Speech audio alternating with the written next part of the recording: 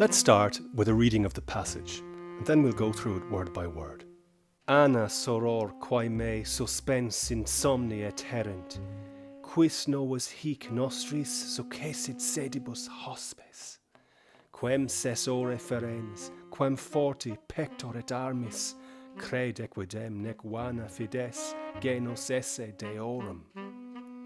De generes animos timor arguit, o quibus illa, iactatus fatis, quae bella exhausta canebat.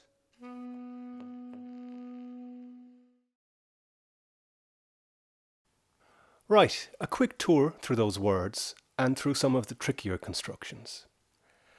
Anna is the name Anna. That couldn't be easier. Soror is a sister. Think of a sorority or sisterhood. Quae.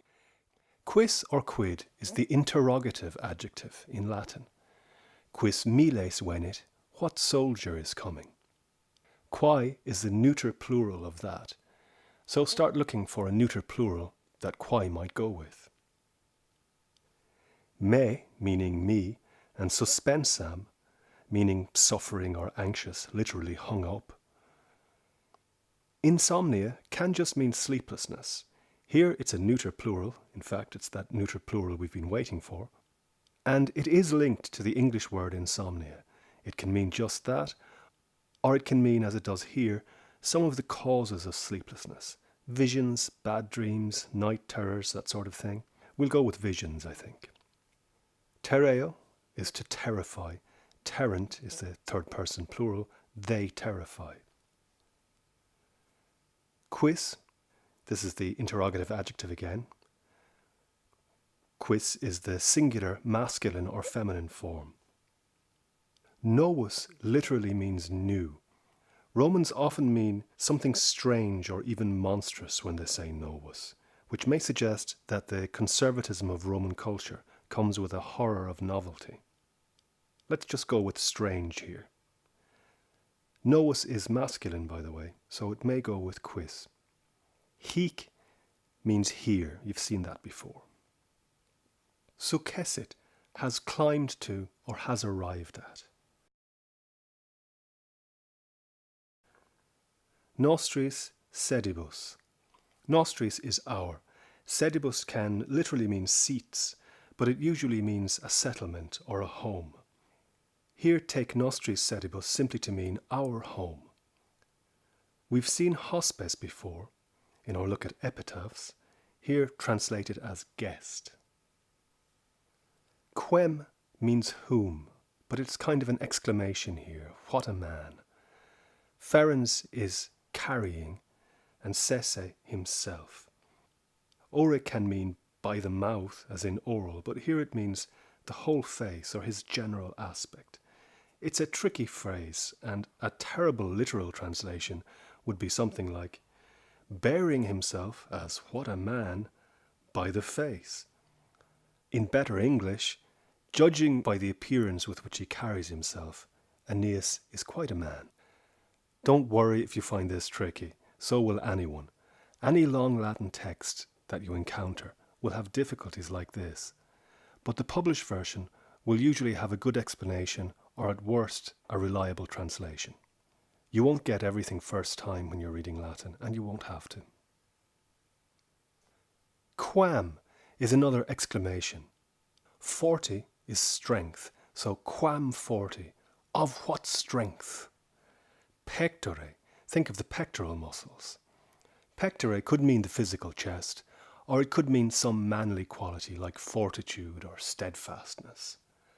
Armis means in military arms, as in army or armour, but it could also mean physical arms, the body parts. Virgil leaves it ambiguous here. We'll look at why in a moment. Credo, I believe, as in credibility or creed.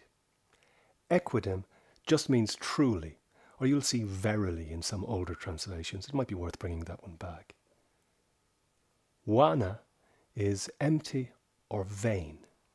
Fides is a pledge or a belief. It's related to fidelity, faith or faithfulness. Genus means stock, as in peasant stock or royal stock. It can just mean offspring. Deorum is from deus, which we've seen several times now. Deorum is the genitive plural. It means of the gods. So genus deorum, offspring of the gods. De generis is degenerate, which is what it looks like, but degenerate in the sense of weakened, something which has grown worse. Animos, you know by now, call it spirits here. Timor is fear. It makes you timid or timorous. Arguit is, it argues, in the sense that it gives evidence of. So, de generis animos timor arguit. Fear argues or gives evidence of feeble spirits. Oh just means alas. Quibus is with what or by what. Ille is he. Iactatus is a word you'll see a lot in the Aeneid. It means thrown or tossed, as a ship might be tossed on the waves. Fatis is the fates. That goes with quibus, so quibus fatis, by what fates. Iactatus quibus fatis, tossed by what fates.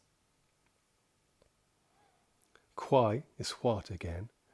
It's a neuter plural to go with bella, what wars. Someone bellicose is someone warlike, or remember antebellum, before the war. Exhausta is from exhaurire, meaning to drain or exhaust. Here it means something like undergone or lived through.